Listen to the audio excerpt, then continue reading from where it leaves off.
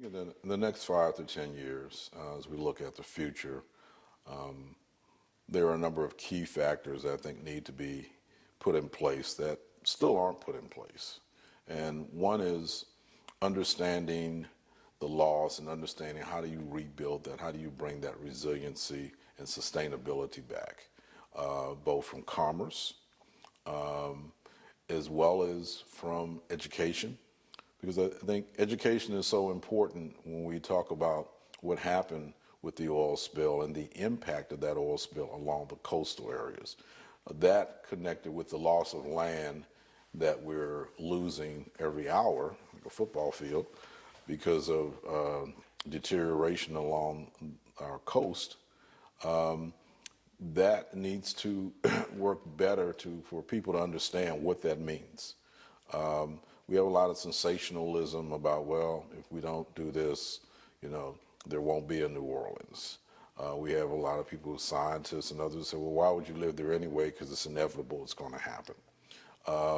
What we do realize is that because of the oil spill, and as we look at the future, to prevent another disaster of this type, it didn't just lose jobs, it lost lives, it lost lifestyles.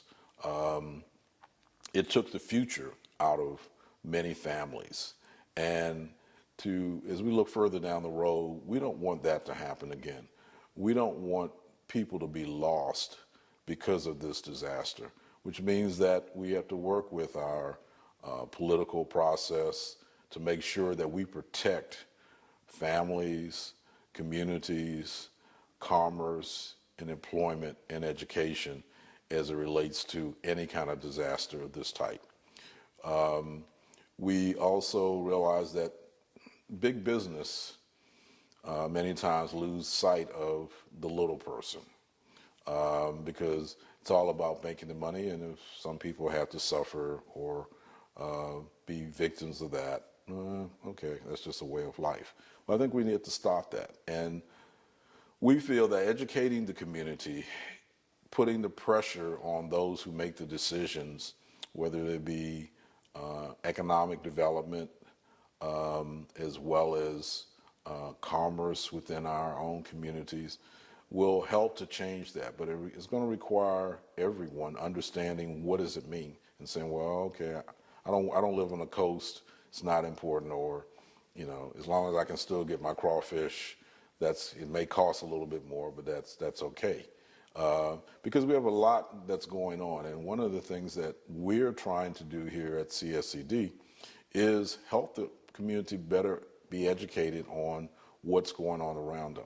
Many times in urban communities, we kind of lose sight of things as there are changes in the climate. There's wetland development or the erosion of the coast. And we say, well, how does that impact us? It doesn't really impact us. Well, yes, it does. It impacts us greatly. And by the time that we kind of recognize that, it's almost too late.